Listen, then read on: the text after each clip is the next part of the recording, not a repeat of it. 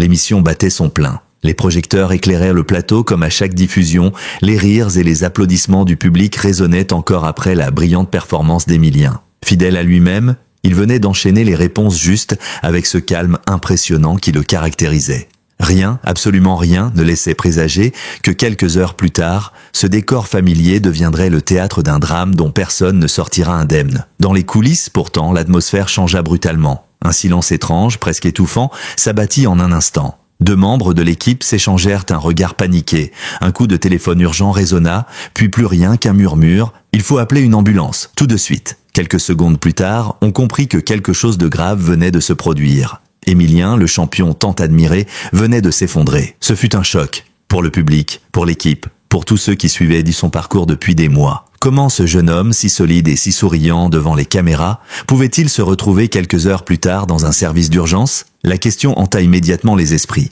Très vite, des bribes d'informations circulèrent. Selon certains proches, Emilien montrait depuis plusieurs jours des signes inquiétants. Perte de poids, manque d'appétit, migraine violente, fatigue extrême. Mais personne n'avait imaginé que cela puisse mener à une telle issue. La scène à l'hôpital fut déchirante. Alors que les médecins tentaient désespérément de stabiliser son état, une silhouette surgit dans le couloir, les larmes aux yeux. Jessica, sa compagne, ou peut-être plus encore, car depuis plusieurs semaines, les rumeurs allaient bon train sur leur relation. Selon un témoin, elle cria son nom à plusieurs reprises, tentant de franchir les portes fermées de la salle d'examen. « Laissez-moi entrer !» supplia-t-elle, jusqu'à ce qu'une infirmière tente de la calmer en lui soufflant doucement « Madame, il est entre de bonnes mains ». Mais Jessica ne cessa de pleurer, répétant inlassablement cette phrase qui glaça tous ceux qui l'entendirent. « Je vous avais prévenu, je vous avais dit qu'il allait craquer, maintenant, il est trop tard ». Ce témoignage marqua les esprits, et certains affirment même qu'une caméra de surveillance aurait filmé la scène. Depuis, des rumeurs circulent selon lesquelles la production ferait tout pour empêcher la diffusion de ces images. Pourquoi un tel secret? Pourquoi une telle volonté d'étouffer l'affaire? Les spéculations explosèrent aussitôt sur les réseaux sociaux. Les fans, bouleversés, commencèrent à se poser des questions. Les signes de fatigue d'Emilien avaient-ils été volontairement ignorés pour maintenir le rythme effréné du tournage? La production avait-elle sacrifié la santé de son candidat vedette sur l'autel de l'audience? Car ce qui s'était passé n'était pas un simple malaise, non, c'était un signal d'alarme. Une fissure béante dans l'image lisse et rassurante d'un jeu télévisé familial adoré de tous. Et ce n'était que le début. La nuit de l'hospitalisation allait ouvrir la porte à l'un des plus grands scandales de la télévision française. Pendant ce temps, à l'hôpital, le silence pesait lourd. Des informations filtrèrent, malgré les consignes strictes. Un membre du personnel, ayant reconnu Emilien, informa discrètement un journaliste local. En quelques heures, la machine médiatique était lancée. Des images circulèrent furtivement en ligne. Emilien, allongé, sous perfusion, visage pâle, les yeux clos. Elles disparurent presque aussitôt, effacées comme si quelqu'un cherchait à faire le ménage. Mais il était déjà trop tard. La rumeur avait pris vie. Et avec elle, des soupçons bien plus lourds. Certains accusaient à la production de l'avoir poussée au-delà de ses limites. D'autres pointèrent du doigt Jessica, insinuant qu'elle savait ce qui allait arriver, que ses larmes n'étaient pas seulement celles d'une femme amoureuse, mais aussi d'une personne rongée par la culpabilité. Les rumeurs les plus folles circulèrent, au point d'impliquer des personnalités proches de l'émission. On murmura même qu'avant l'incident, Jean-Luc Reichmann lui-même aurait confié son inquiétude. « Je sens qu'il est au bout du rouleau. Il ne tiendra pas longtemps. » Pourquoi alors avoir continué? Pourquoi ne pas avoir tiré la sonnette d'alarme plus tôt? La soif de succès, d'audience, avait-elle pris le pas sur la prudence? Ce soir-là, en coulisses, quelque chose s'était brisé. Et désormais, rien ne serait plus jamais comme avant. Les premières heures à l'hôpital furent décisives. Transporté en urgence, Emilien fut pris en charge par une équipe médicale qui connaissait déjà la médiatisation de l'affaire. Le personnel reçut des consignes claires, aucune information ne devait filtrer. Pourtant, dans un monde connecté où chaque seconde peut devenir virale, le secret ne pouvait tenir longtemps. À peine installé en service de réanimation, les bruits de couloir se propagèrent. Un interne, croyant parler discrètement à un ami, évoqua l'état préoccupant du patient. Un autre confia qu'il avait fallu plusieurs injections pour stabiliser ses constantes vitales. Rapidement, ces confidences se retrouvèrent déformées et amplifiées sur les réseaux sociaux. Certains parlaient d'un simple malaise vagal, d'autres d'un accident cardiaque, d'autres encore d'une dépression nerveuse sévère. L'incertitude entretenait la panique collective. Pour la famille d'Emilien, ces heures furent un cauchemar. Ses parents, prévenus au cœur de la nuit, arrivèrent effondrés à l'hôpital. Ils demandèrent des explications, mais le corps médical resta évasif, lié par le secret professionnel et la pression médiatique. « Il est stable, mais fragile », fut la seule phrase répétée inlassablement. Derrière ces mots froids se cachait une réalité bien plus dramatique. Émilien luttait pour tenir debout, physiquement et psychologiquement. Au même moment, dans le hall de l'hôpital, des dizaines de journalistes commencèrent à affluer. Certains avaient été alertés par les réseaux sociaux, d'autres par des fuites internes. Les caméras se braquèrent sur chaque silhouette entrant ou sortant du bâtiment. Jessica, aperçue en larmes, devint aussitôt la cible des photographes. Les flashs crépitaient autour d'elle, captant chaque tremblement, chaque geste. Elle fut rapidement escortée par des agents de sécurité, mais l'image d'une jeune femme effondrée, criant le nom d'Émilien, marqua les esprits et alimenta les rumeurs. Pourquoi semblait-elle si désespérée? Avait-elle eu connaissance des signaux d'alerte avant tout le monde? Ses paroles, « Je vous avais prévenu », furent reprises en boucle sur les réseaux sociaux. Certains y voyant la preuve qu'elle avait tiré la sonnette d'alarme en vain. D'autres, plus suspicieux, l'accusèrent d'en savoir trop, de cacher un secret qui, révélé, pourrait faire basculer toute l'affaire. La production, elle, se retrouva immédiatement sur la défensive. Dans un communiqué rédigé à la hâte, elle tenta de rassurer le public. Émilien est actuellement pris en charge par les meilleurs spécialistes. Nous suivons son état avec attention et nous demandons à chacun de respecter son intimité. Mais ce texte lisse et convenu n'apaisa personne. Bien au contraire, il renforça les doutes. Car derrière les mots officiels, aucune explication concrète n'était donnée. Dans les couloirs, certains employés de l'émission, choqués par ce qu'ils venaient de vivre,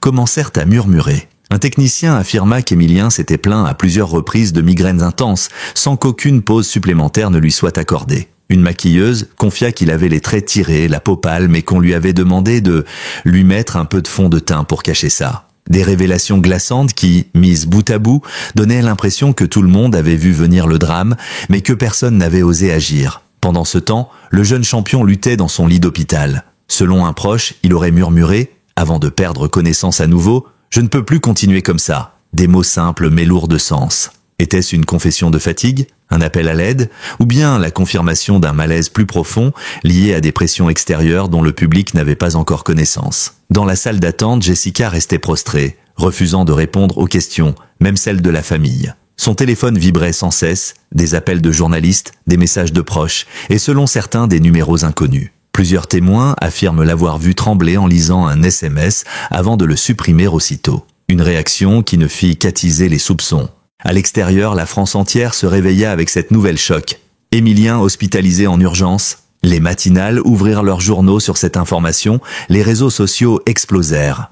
Très fort Émilien devint en quelques heures le hashtag numéro 1. Les fans, bouleversés, envoyaient à eux des messages de soutien, mais aussi des reproches à la production. Les accusations fusaient. Vous l'avez exploité, il fallait le protéger, vous n'avez pensé qu'aux audiences. Ce qui s'annonçait au départ comme un incident isolé prenait désormais une ampleur nationale. Le malaise d'Émilien n'était plus seulement un drame personnel, il devenait un symbole, celui de la face cachée d'un divertissement adoré de millions de téléspectateurs. Et déjà certains parlaient de scandale d'État, tant l'émotion et la colère commençaient à dépasser les frontières du simple fait divers. Les heures qui suivirent l'hospitalisation d'Émilien furent décisives, non seulement pour son état de santé, mais aussi pour l'image d'une émission jusque-là considérée comme un modèle de succès. Alors que les médecins luttaient dans l'ombre pour préserver la vie du jeune champion, à l'extérieur, une autre bataille faisait rage, celle de l'information. Très tôt dans la matinée, une première fuite fit son apparition. Un membre du personnel hospitalier, qui avait reconnu Émilien malgré les consignes de discrétion, envoya un message à un journaliste local. Ce dernier, flairant immédiatement le scoop, alerta sa rédaction. En quelques minutes, l'info circula. Le champion de l'émission phare est en soins intensifs.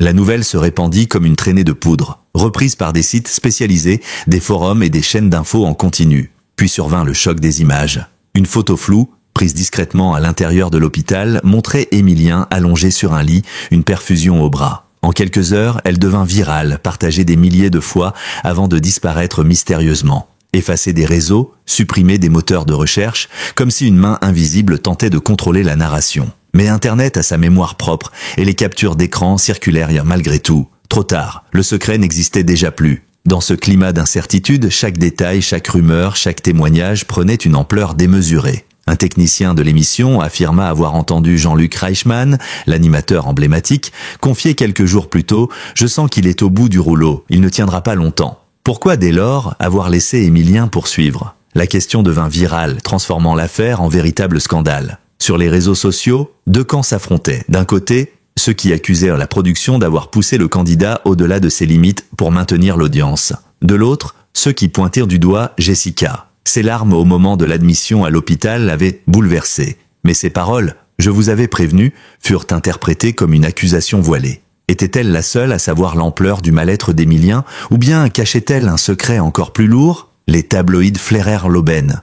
On évoqua des tensions internes, des pressions psychologiques et même des menaces anonymes reçues par Émilien avant son effondrement. Selon certaines sources, il aurait confié à un proche avoir reçu des messages inquiétants. « Abandonne le jeu, sinon ta vie privée sera exposée ». De tels propos, s'ils étaient confirmés, transformeraient une affaire médicale en un thriller digne des plus sombres intrigues. La production, sous le feu des critiques, sortit de son silence. Un communiqué officiel, rédigé par des avocats, déclara que toutes les procédures avaient été respectées et qu'Émilien avait toujours été accompagné par des professionnels de santé. Mais ce texte lisse et juridique ne fit qu'alimenter la suspicion. Les internautes s'interrogeaient. Pourquoi fallait-il un cabinet d'avocats pour commenter l'état d'un candidat? Pourquoi tant de précautions, tant de formules creuses? C'est alors qu'un nouvel élément fit surface. Un ancien candidat de l'émission, resté dans l'ombre depuis son éviction, décida de briser le silence.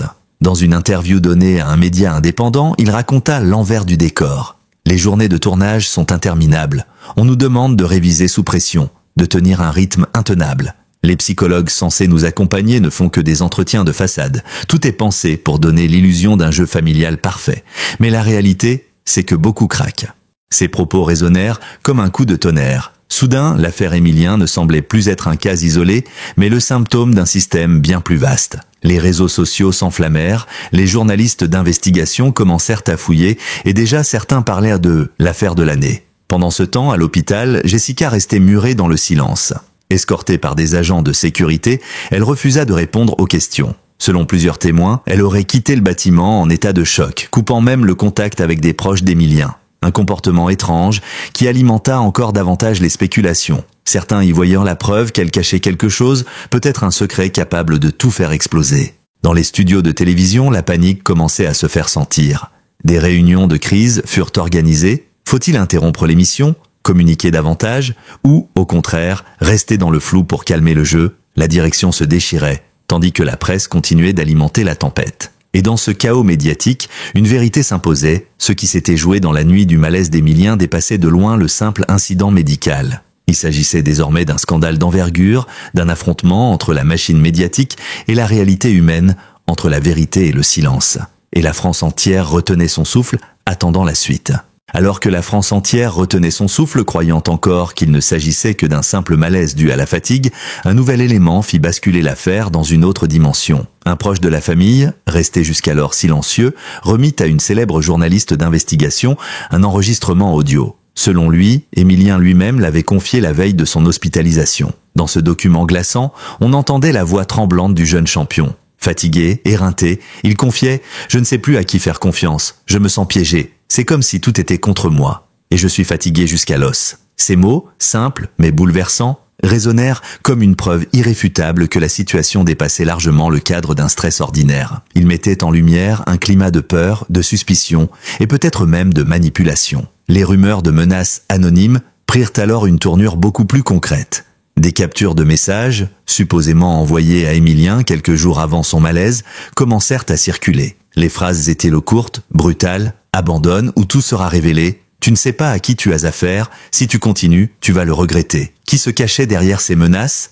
Un ancien candidat évincé, jaloux de la notoriété du jeune homme, un membre de l'équipe de production impliqué dans des conflits internes, ou bien une main invisible cherchant à protéger des intérêts financiers colossaux liés à l'émission. Les théories se multipliaient et chacune semblait plus inquiétante que la précédente. Certains journalistes évoquèrent déjà l'existence de documents falsifiés concernant les résultats de certaines émissions. Un ancien technicien affirma avoir vu des fiches trafiquées pour favoriser certains candidats. Si cela s'avérait vrai, cela remettrait en cause non seulement la légitimité des victoires passées, mais aussi la crédibilité même de l'émission. La production, acculée, décida de contre-attaquer. Dans une conférence de presse organisée en urgence, un avocat lut un communiqué officiel « Nous réfutons catégoriquement toutes ces accusations. L'émission respecte scrupuleusement les règles établies et la santé des candidats est notre priorité absolue. » Les propos attribués à Émilien sont sortis de leur contexte et ne reflètent en rien la réalité de son expérience avec nous. Mais ce discours, froid et distant,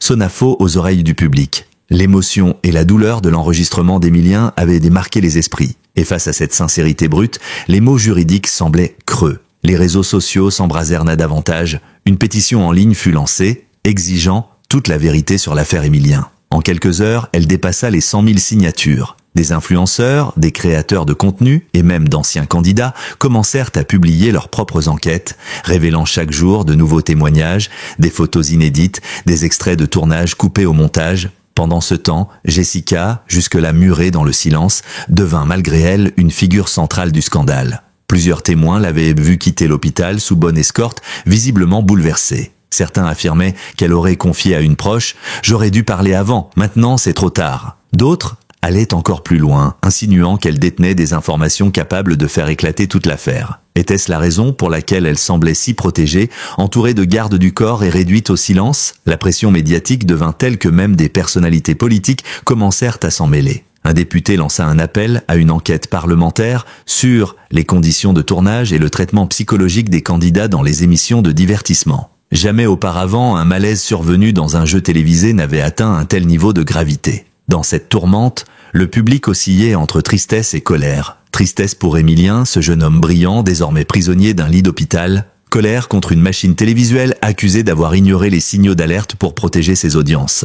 La fracture était profonde et rien ne semblait pouvoir l'arrêter. Et pourtant, dans l'ombre, une vérité encore plus dérangeante commençait à émerger. Des voix s'élevaient pour affirmer que ce n'était pas seulement la santé d'Émilien qui avait été sacrifiée, mais qu'il existait un véritable système d'influence et de manipulation autour du jeu. Un système dans lequel certains savaient, d'autres fermèrent les yeux et où l'argent et la réputation passaient avant tout. La France entière retenait son souffle. Car si ces révélations s'avéraient exactes, ce scandale dépasserait de loin le simple cadre du divertissement. Ce serait un séisme pour le monde de la télévision et peut-être même pour toute une industrie bâtie sur des sourires, des applaudissements et désormais des secrets inavouables. Au fil des jours, ce qui n'était au départ qu'un malaise dramatique devint une affaire d'État. Les journaux, les chaînes d'infos, les magazines spécialisés, tous consacraient leurs unes à l'affaire Émilien. Le nom du jeune champion n'était plus seulement associé à ses victoires spectaculaires, mais à une controverse qui secouait la télévision française jusque dans ses fondations. À l'hôpital, l'état de santé d'Émilien restait préoccupant. Les médecins, prudents, évoquaient une surveillance intensive et refusaient de donner davantage de détails. Cette absence d'informations concrètes nourrissait encore plus les spéculations. Chaque jour, des centaines de fans se rassemblaient devant l'établissement, déposant des fleurs, des mots de soutien, parfois même des pancartes accusant la production. Vous l'avez détruit, la vérité doit éclater. Dans les studios, la panique atteignait son paroxysme. Des sponsors menacèrent de se retirer, des partenaires exigeaient des explications, tandis que les audiences, paradoxalement, continuèrent de grimper. L'affaire fascinait autant qu'elle choquait, la production se retrouvait piégée dans une contradiction insoutenable. Plus elle tentait d'éteindre l'incendie, plus celui-ci s'intensifiait. La diffusion de l'enregistrement audio, révélant la voix d'Émilien, fragilisa encore davantage leur position. Les propos du jeune homme, « Je me sens piégé », résonnaient désormais comme un cri d'alarme ignoré. Le public ne pouvait plus faire confiance aux discours officiels. Une fracture irrémédiable s'était creusée entre l'image lisse d'un divertissement familial et la réalité sombre d'une machine broyeuse d'êtres humains. Dans le même temps, Jessica devint l'objet de toutes les attentions. Son silence obstiné intriguait. Pourquoi refusait-elle de s'exprimer ? Pourquoi semblait-elle constamment entourée d'agents de sécurité, comme si elle devait être protégée ou réduite au silence ? Certains affirmaient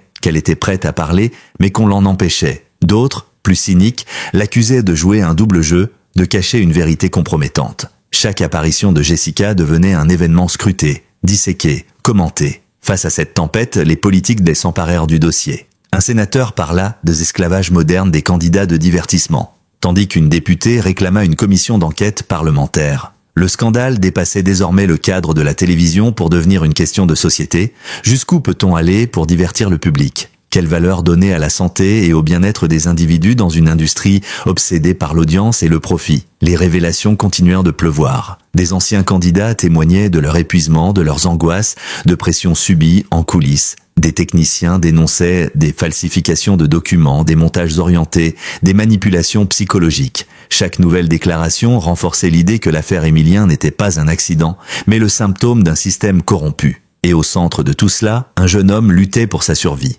Un champion adulé, devenu malgré lui le visage d'une révolte médiatique. Émilien, sans le vouloir, était devenu le symbole d'un combat, celui de la transparence contre le secret, de la vérité contre la manipulation, de l'humain contre la machine télévisuelle. Dans les rédactions, certains journalistes parlaient déjà du plus grand scandale médiatique depuis des décennies. Des émissions spéciales furent de programmées, des débats organisés, des experts invités à commenter. La France entière vibrait au rythme de cette affaire. Dans les cafés, dans les transports, au bureau, tout le monde en parlait. Une chose était désormais certaine. Rien ne serait plus jamais comme avant. L'affaire Émilien avait fissuré à jamais le vernis impeccable d'un divertissement adoré de millions de Français. Elle avait mis en lumière les zones d'ombre, les non-dits, les compromissions. Et quelle que soit l'issue, qu'Émilien retrouve la force de revenir, ou que son histoire reste à jamais marquée par ce drame, elle resterait gravée dans la mémoire collective comme un tournant. Car derrière les applaudissements, les sourires, les lumières et les paillettes, il y avait une réalité beaucoup plus sombre, une réalité que personne ne voulait voir, mais que le destin avait décidé de mettre en pleine lumière. Et désormais, plus rien, ni les discours officiels, ni les communiqués d'avocats, ni les tentatives de censure, ne pourraient effacer ce qui s'était passé.